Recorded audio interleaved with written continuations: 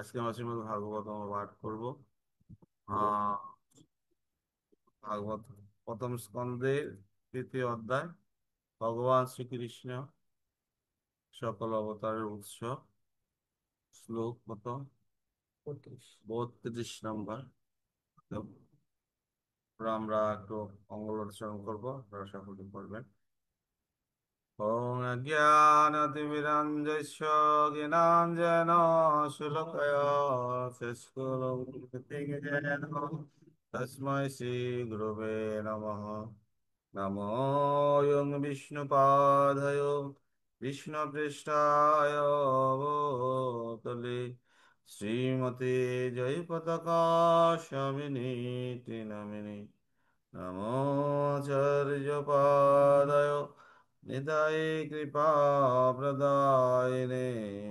गौरकथादामोदाय नगरग्रामतारिणे नमोऽयं विष्णुपादाय कृष्णपृष्ठाय भूतले श्रीमते भक्तिवेदान्त स्वामिनीति नामिने नमस्ते सरस्वती देवे गौरवाणी प्रचारिणे निर्विशेष शून्यवादी पश्यतु देशतारिणे नमो महावदानय कृष्ण प्रेम प्रदायते कृष्णाय चैतन्य नम्ने गुरुते नमः।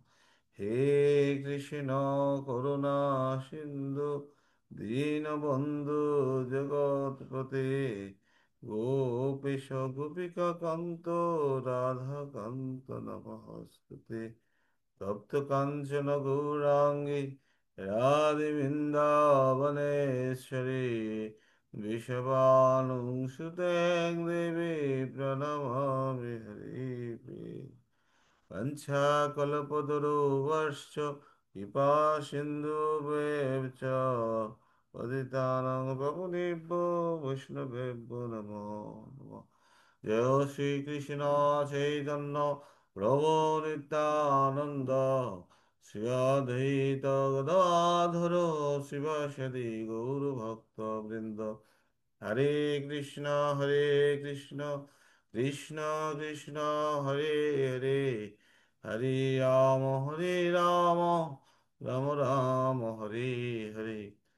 ओम नमो भगवते वासुदेवाय ओम नमो भगवते वासुदेवाय। ओम नमो भगवते वासुदेवाय ओम नमो भगवते वासुदेवाय। ओम नमो भगवते वासुदेवाय। ओम नमो भगवते वासुदेवाय। अथ परं यत् অত अभक्तम् পরম যৎ অব্যক্তম अभुरगुणविद्हितम् অপুর গুণ বিহিতম अदृश्यश्रुतवस्तुतात्स অদৃষ্ট বস্তুত বস্তু তাচ্ছ जीवजत् पुनर्भव জীব যৎ পুনর্ভব। अथ परं यत् অত अभक्तम् পরম যৎ অব্যক্তম अभूरगुणविहितम् অপুর গুণ বিহিতম अदृष्टश्रुतवस्तुतत्स অদৃষ্ট শ্রুত বস্তু তৎস जीवजत् पुनर्भव। জীব যৎ পুনর্ভব। ভালো। অত পরম যৎ অব্যক্তম অধ পরম যৎ অভক্তম অপুর গুণ বিহিতম অভুরগুণবিহিত অদৃষ্ট শ্রুত বস্তু তৎস অদৃষ্টশ্রুতবস্তু তৎস জীব যৎ পুনর্ভব। জীব যদ পুনরভব। কত অনু বল বল বল দাও।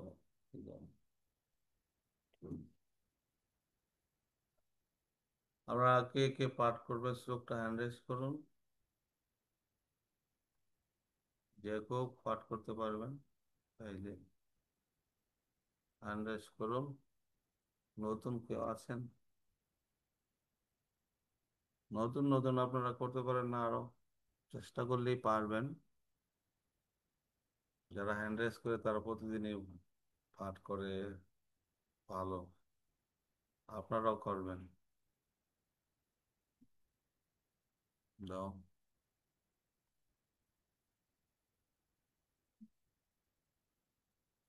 হরে কৃষ্ণ।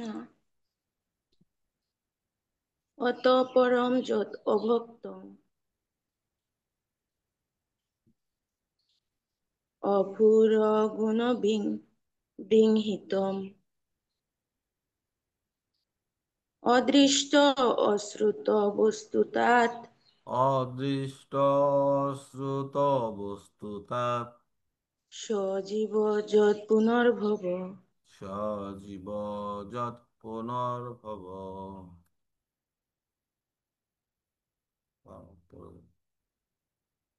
প্রাণার্থ। হরে কৃষ্ণ প্রভু, দণ্ডবত প্রণাম শ্রীচরণ। হরে কৃষ্ণ। অত পরম যৎ অব্যক্তম অথ পরম যৎ অভক্তম অব্রুর অব্রুর গুণ বৃহহিতম অভুর গুণ বিহিতম অদৃষ্ট শ্রুত বস্তুস্তাৎ অদৃষ্ট শ্রুত বস্তুতাৎস স জীব যৎ পুনঃভব। জীব যৎ পুনরভব।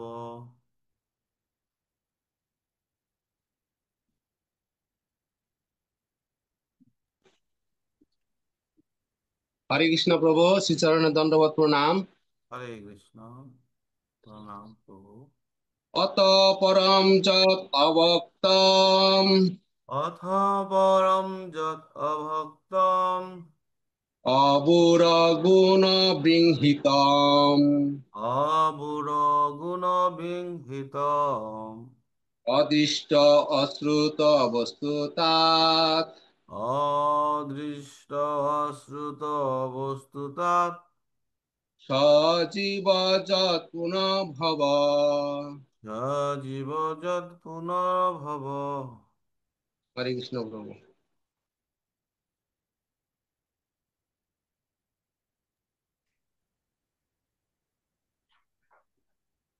হরে কৃষ্ণ। হ্যাঁ বলো।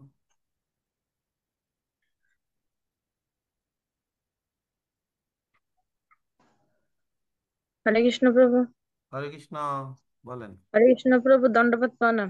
দণ্ডবোধ প্রণাম মাতাজি।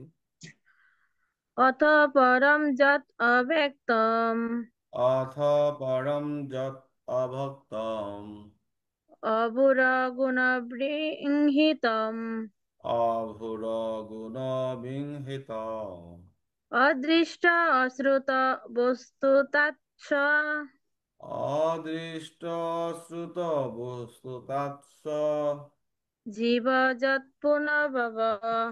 জীব যৎ পুনরভব। হরে কৃষ্ণ প্রভু। হরে সুন্দর।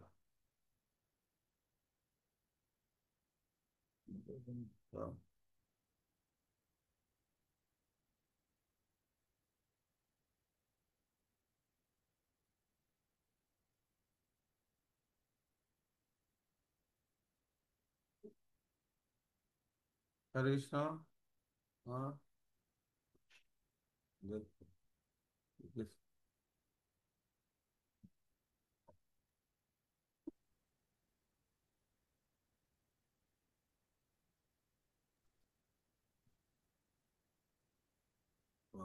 তারা দান করছে। হ্যাঁ বলেন।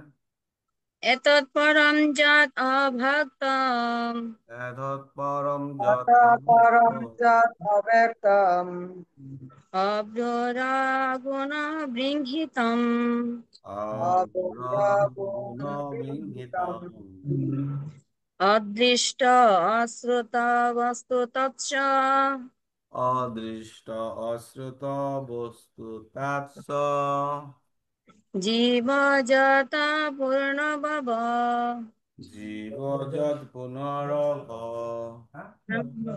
হরে কৃষ্ণ।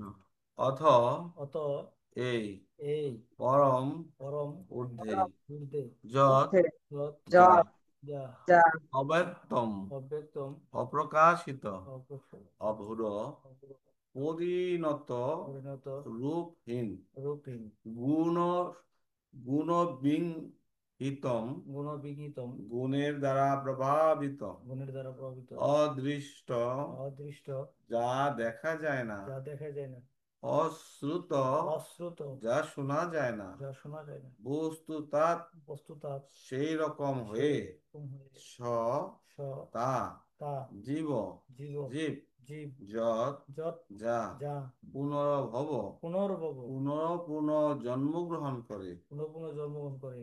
অনুবাদ: এই স্থূল রূপের ধারণার ঊর্ধ্বে এই স্থূল রূপের ধারণার ঊর্ধ্বে আরেকটি সূক্ষ্ম রূপ রয়েছে, আরেকটি সূক্ষ্ম রূপ রয়েছে, যার কোনো পরিণত যার কোনো পরিণত রূপ নেই এবং যা দেখা যায় না, এবং যা দেখা যায় না, যাকে শোনা যায় না যাকে শোনা যায় না, এবং যা অপ্রকাশিত। এবং যা অপ্রকাশিত। এই সূক্ষ্ম স্তরের ঊর্ধ্বে এই সূক্ষ্ম স্তরের ঊর্ধ্বে হচ্ছে হচ্ছে জীবের স্বরূপ। জীবের স্বরূপ। তা না হলে সে সে বারংবার বারংবার জন্মগ্রহণ করতে পারে না। জন্মগ্রহণ করতে পারতো না। জয় শিল প্রভুপাদ কি। জয়। শিল প্রভুপাদের তাৎপর্য আপনারা পড়বেন। হ্যাঁ,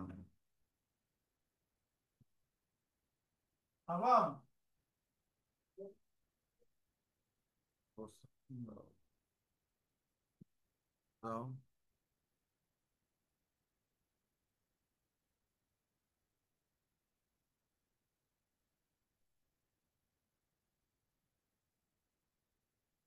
দাও।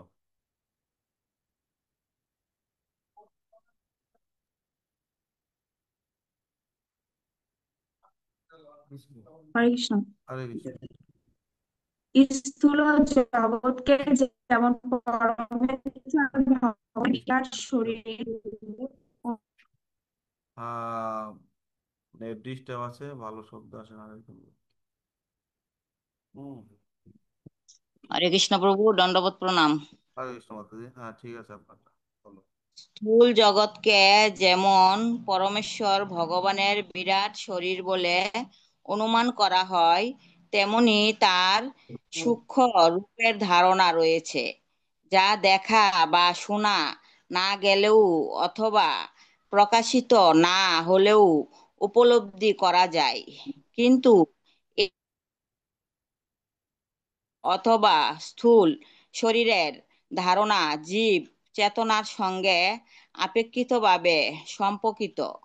স্থূল জড় রূপ এবং সূক্ষ্ম মানসিক অস্তিত্বের ঊর্ধ্বে জীবের স্বরূপ রয়েছে। জীব যখন তার জড় শরীরটি ত্যাগ করে, তখন তার স্থূল দেহ এবং সূক্ষ্ম মনের কার্যকলাপ বন্ধ হয়ে যায়। প্রকৃতপক্ষে আমরা বলি জীব দেহ ত্যাগ করে চলে গেছে, কেননা তাকে আর কিছু করতে দেখা যায় না এবং তার কাছ থেকে কিছু শোনাও যায় না। গভীর নিদ্রায় নিদ্রিত থাকার সমস্ত স্থূল শরীর যদিও কোনো ক্রিয়া করে না, তবু তাকে বিশ্বাস প্রশ্বাস নিঃশ্বাস প্রশ্বাস নিতে দেখা দেখা দেখে দেখে আমরা বুঝতে পারি যে সে শরীরের ভিতরে রয়েছে।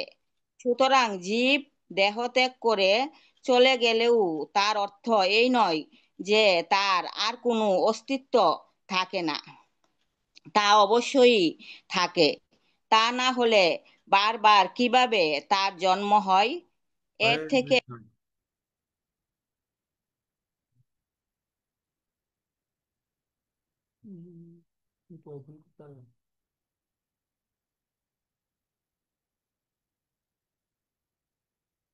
করছিল সম্ভব আরেক দাও দাও।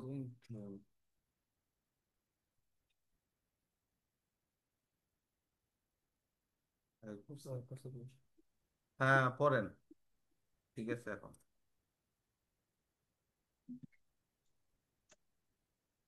মাতাজি বলেন। মাতাজি বলেন, আপনি আনমিট করছেন, পড়েন এ থেকে। হরে কৃষ্ণ প্রভু প্রণাম। প্রণাম মাতাজি। এর থেকে আমরা সিদ্ধান্তে আসতে পারি যে ভগবান চিন্ময় রূপে নিত্য বিরাজমান। তার সেই রূপ জীবের মতো স্থূল বা শুকনো নয়। জীবের স্থূল এবং শুকনো রূপের সঙ্গে তার কোনো তুলনা চলে না।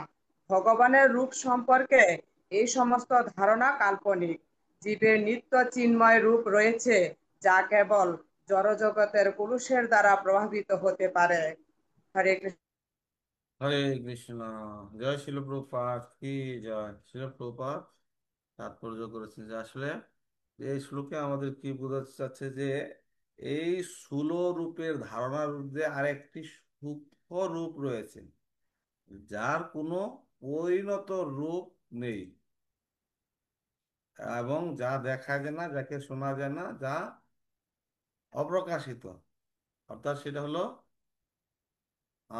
আত্মা, ভগবানের অংশ। তো সেটার এখানে বোঝা যাচ্ছে যে আত্মা এবং দেহের যে পার্থক্যটা, সেটা এই শ্লোকে বোঝানো হয়েছে যে স্থূল এই দেহ, আমার স্থূল হলো এই জড় দেহটা। হ্যাঁ, স্থূল হলো সেই জড় দেহটা, সেটা বোঝানো হয়েছে। তো এই শ্লোকে আমাদের আত্মা এবং দেহের যে পার্থক্য রয়েছে সেটা বোঝানো হয়েছে। তো শিল প্রভুপাদ সেটা বুঝিয়েছেন যে যে এই সূক্ষ্ম স্তরের ধাপকে অতিক্রম করার পরও এমন কিছু স্তর আছে যা কখনো দেখা যায় না, শোনা যায় না বা অনুভব করা যায় না। তা হলো জীবের স্বরূপ, তা হলো আমাদেরকে, সেটা হলো জীবের স্বরূপ, প্রকৃত স্বরূপ জীবের। যে জীবের এই সূক্ষ্ম স্তরের ঊর্ধ্বে তার প্রকৃতির অবস্থান, যা অনাদি, অনন্ত, যেটা অনাদি কাল থেকে এবং অনন্ত কাল থেকে, সেটা কি, সেটা হলো আত্মা।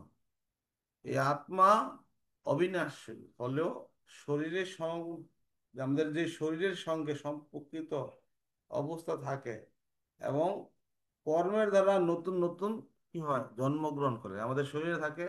এবং আবার আমাদের যেমন রকম কর্ম করি, সেরকম কর্মের দ্বারা আবার আরেকটা আমরা কি হই, এরকম শরীর লাভ করে থাকি। কিন্তু আত্মা কখনো সেটা ধ্বংস, সেটা চিন্ময়, অবিনাশী, অবিনাশ্বর। তো শিল প্রভুপাদের তাৎপর্য হচ্ছে, আমরা যেটা মূল ভাবটা এখানে আমরা পেলাম সেটা কি, যে আমরা দেখতে পাই কি, যে স্থূল শরীর, স্থূল শরীরটা মানে কি। হ্যাঁ, স্থূল শরীরটা হলো আমাদের দৃশ্যমান না, যে আমাদের দেহ, দৃশ্যমান দেহ। হ্যাঁ, যেরকম অস্থি, মাংস, রক্ত, চামড়া, এই সকল হাড্ডি গুড্ডি, এই সকল কিছু যেটা দিয়ে তৈরি, সেটা হলো আমাদের স্থূল শরীর। হম, এটি প্রকৃতপক্ষে দৃশ্যমান এবং আর কি পাঁচটি স্থূল উপাদানের তৈরি, পৃথিবী, জল, অগ্নি, বায়ু ও আকাশ দিয়ে, আকাশ দ্বারা গঠিত আমাদের এই দেহটি। আর সেটা কি হয়, মৃত্যুর সময় এই স্থূল দেহ নষ্ট হয়ে যায়। আমাদের যখন মৃত্যু হয়, এই দেহের মৃত্যু হলে কি হয়, সেটা নষ্ট হয়ে যায়। আর কি রয়েছেন, যে এটার ভিতরে যেটা রয়েছে প্রকৃত সূক্ষ্ম শরীর আরেকটা রয়েছেন, এটি অদৃশ্য দেহ, অদৃশ্য দেহ। এই এটির ভিতরে কি রয়েছে, অদৃশ্য দেহ, যা, এটা কি দিয়ে তৈরি, মন, বুদ্ধি, অহংকার দ্বারা গঠিত। স্থূল দেহের মৃত্যুর পরেও সূক্ষ্ম দেহের মধ্যে মাধ্যমে কি হয়, জীবাত্মা ভ্রমণ করে বেড়ায় এবং নতুন নতুন দেহ লাভ করেন। যদি আমাদের এই স্থূল দেহ আমাদের ত্যাগ হয়, আবার সূক্ষ্ম দেহ কি হয়, আবার নতুন দেহ হ্যাঁ লাভ করে, এরকম ভাবে ভ্রমণ করে এক দেহ থেকে আরেক দেহ হ্যাঁ ভ্রমণ করে বেড়ায়। তাই পূর্বে জন্মের প্রধান বাহন হলো কি, পুনর্জন্মের প্রধান বাহন হলো এই আমাদের হ্যাঁ সূক্ষ্ম দেহ মানে আত্মা। এটা কি হচ্ছে যা এই বিভিন্ন ভাবে কি করছেন, এই আত্মা অন্য দেহ বহন করে বেড়ায়। আত্মা হলো জীবের প্রকৃত স্বরূপ। যে আত্মা শরীরেও ঊর্ধ্ব, জীবের প্রকৃত স্বরূপ হলো আমাদের সেটা আত্মা। আত্মার পরিচয়টা আত্মা এবং জীব এবং দেহের এখানে বিভিন্ন পার্থক্য নিরূপণ করেছে। আত্মা তার গঠন এবং দেহের গঠন, প্রভুপাদ এখানে এই লোকে তাৎপর্য করেছে যে আত্মা কখনো কি হয় না, জন্মায় না, আবার কখনো মরে না। এটি শাশ্বত, অবিনশ্বর এবং সর্বদা শুদ্ধ। শরীর পরিবর্তন হলেও কি কি হয়, আত্মার কোনো পরিবর্তন হয় না। শিল প্রভুপাদের এই শ্লোকের উদ্দেশ্য এবং আমার মনোভাব আমরা কি বুঝতে পারি, তিনি আমাদেরকে বুঝাতে চেয়েছেন যে আমরা কেবল এই স্থূল দেহ নই, আমরা আমরা এই স্থূল দেহ নই, আমরা আমরা প্রকৃত অর্থে আমরা মায়ার বন্ধনে আবদ্ধ হয়ে আমরা দেহকেই আমরা সর্বস্ব বলে মনে করি। তার জন্য আমরা সকল কিছু ব্যবস্থাপনা, কিন্তু প্রকৃত আমরা এই দেহ নই, আমরা আমরা হলাম কি, আমরা সূক্ষ্ম দেহ, সেটা হলো আত্মা। সেটা কি দ্বারা গঠিত, মন, বুদ্ধি এবং আবার কি হয় বলা হয়েছে যে শুধু সূক্ষ্ম মন, বুদ্ধি, অহংকারও নয়, শুধু এটাও নয়, আবার এর ঊর্ধ্বে সূক্ষ্ম দেওয়া মন বুদ্ধি এর ঊর্ধ্বে সেটা কি, চিন্ময় আত্মা, যা চিন্ময়, যা কখনো কি হয় না, নষ্ট হয় না। তার মানে কি আমাদের কখনো মৃত্যু নেই। তাই এর জন্য কি শুদ্ধ ভক্তরা তার মৃত্যুর জন্য কোনো মুহ্যমান হয় না, কেন আমাদের কোনো মৃত্যু নেই, দেহের পরিবর্তন শুধু। যতক্ষণ আমরা নিজেকে শরীর বা মনের সঙ্গে একাত্ম করি, ততক্ষণ আমরা জন্ম মৃত্যুর বন্ধন থেকে মুক্ত হতে পারবো না। কেন, আমরা শরীরের সাথে যদি আমরা মনের সঙ্গে একাত্মতা করি, তাহলে আমাদের কি হবে, আমাদের এই জন্ম মৃত্যু বন্ধন থেকে আমরা মুক্ত হতে পারবো না। কেন, এটা আমি আমার যখন মনে করব এই দেহটা আমার, তখন কি হলো, এটার চিন্তায় আমরা থাকবো। পরবর্তীতে আবার এরকম আরেকটা কি হতে হবে, আমাদের দেহ লাভ করতে হবে। আমাদের প্রকৃত লক্ষ্য হলো এই এই দেহ মনকে অতিক্রম করে আত্মার আসল পরিচয় জানা এবং ভগবানের সেবায় নিয়োজিত হওয়া। সেটা হলো আমাদের আসল পরিচয়।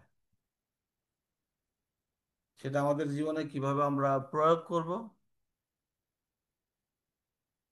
সেটা সেটা হলো আমাদের লক্ষ্য, যে আমরা আমরা কি আমাদের জীবনে কিভাবে প্রয়োগ করব। আমরা যেন নিজেকে আমরা যেন নিজেকে শরীর না ভাবি, সেটা কি হিসেবে, আমরা আত্ম হিসেবে আমরা উপলব্ধি করি, আত্মজ্ঞান যেন আমরা লাভ করতে পারি। সেভাবে আমরা আমাদের জীবনকে কি করতে পারবো, আমরা আমাদের জীবনকে প্রয়োগ করতে পারবো যে না, আমি আমার এই দেহ নই, আমি হলাম চিন্ময় আত্মা। তাহলে আমাদের কি হবে, তাহলে আমাদের এই দেহের প্রতি যে আমাদের আসক্তি, সেটা কি হবে, আর দেহের প্রতি আসক্তি সেটা হ্রাস পাবে। দেহ ও মানসিক যে আমাদের ভোগের প্রতি যে অতিরিক্ত আসক্তি, সেগুলো আমাদের কি করতে হবে, ত্যাগ করতে হবে। ভোগের প্রতি আমাদের আসক্তি সেগুলো ত্যাগ করতে হবে। বুঝি দেখছি তো। আর আমাদের কি করতে হবে? আমাদের আমাদের প্রয়োগ আধ্যাত্মিকতা, এটা আমাদের অনুশীলন করতে হবে। এটা এটা কিভাবে আমরা আমাদের আত্ম উপলব্ধি করতে পারবো? আমাদের নিয়মিত আমাদের কি করতে হবে? জপ করতে হবে, শাস্ত্র অধ্যয়ন করতে হবে, ভক্ত সঙ্গ করতে হবে। তো এইভাবে আমরা আত্মিক জ্ঞান কিন্তু করতে পারবো, আমাদের আরো দৃঢ় আমরা করতে পারবো। আত্মিক জ্ঞান আমরা কিভাবে দৃঢ় করবো? এভাবে আমরা দৃঢ় করবো।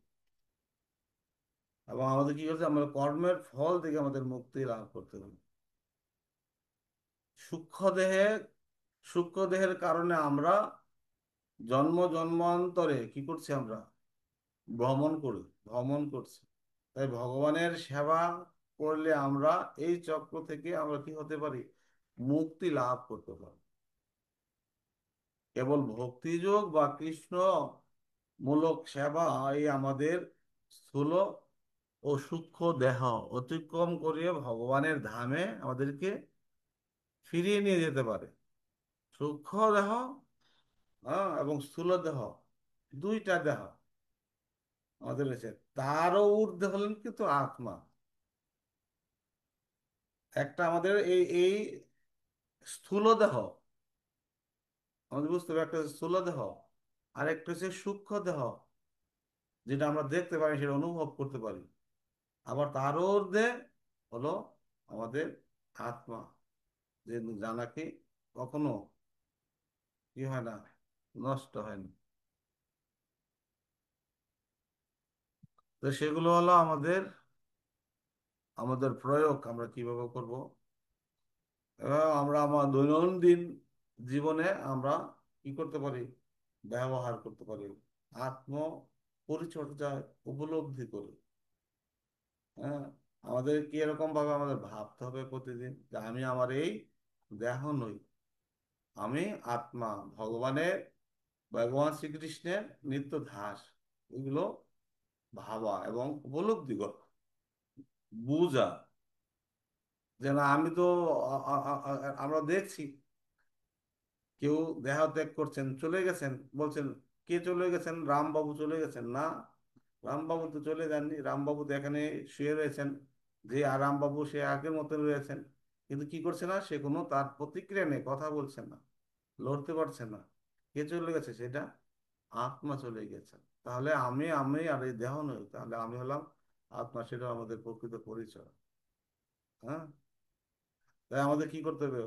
আমাদের ভাবতে হবে, এবং আমাদের যে আত্মা, যে আমি যে আত্মা, সেটা স্মরণ করতে হবে।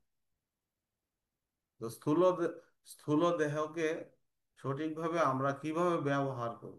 যে আমাদের এই স্থূল দেহ, যে এই দেহ দিয়ে ভগবানের সেবা করা, যেরকম মন্দির পরিষ্কার করা, পূজা অর্চনা করা, ভগবানের জন্য রান্না করা, কীর্তন করা, আমাদের কি করতে হবে? এই স্থূল দেহ দিয়ে।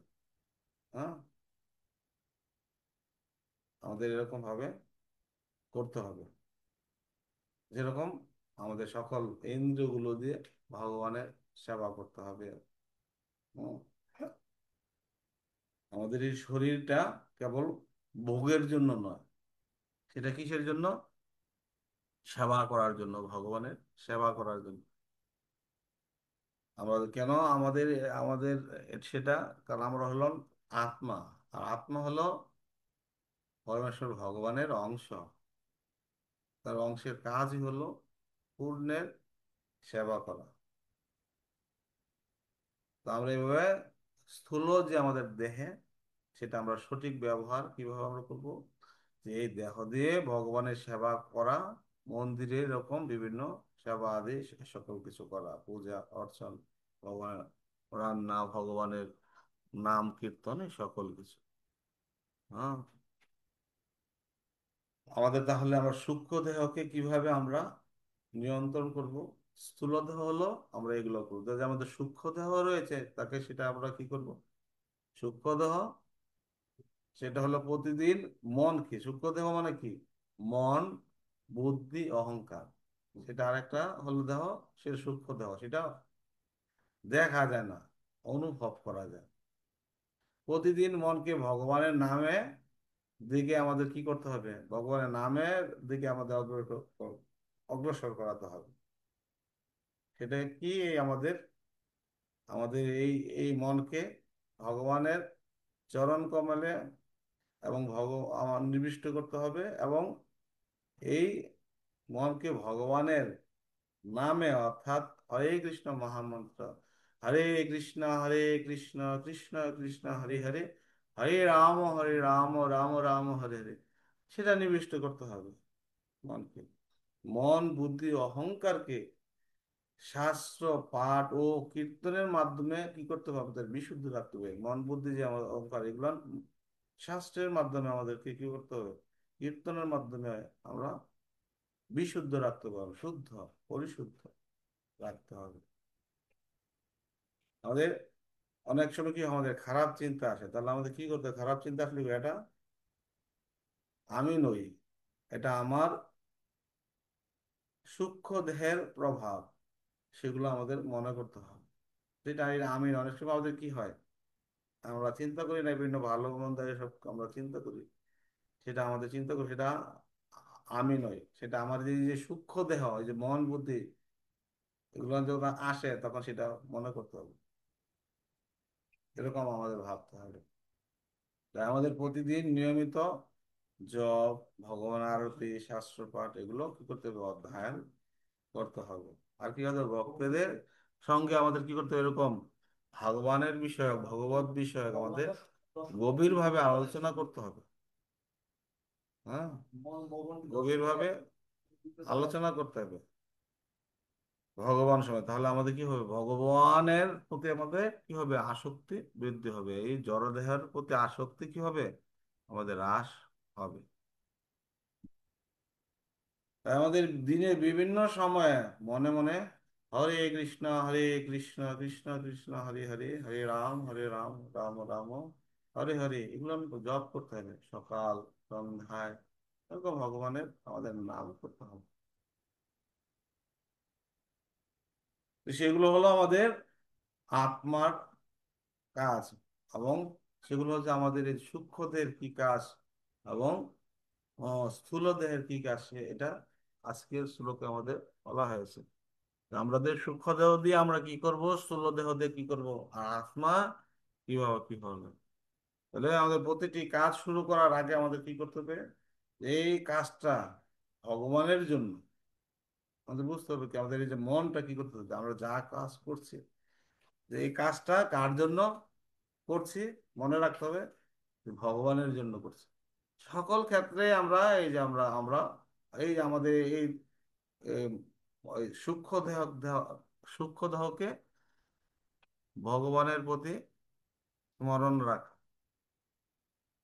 এভাবে আমরা কি করব, আমরা মুক্তির লক্ষ্য অনুশীলন করব। কিভাবে আমরা মুক্তি লাভ করব, বুঝতে হবে।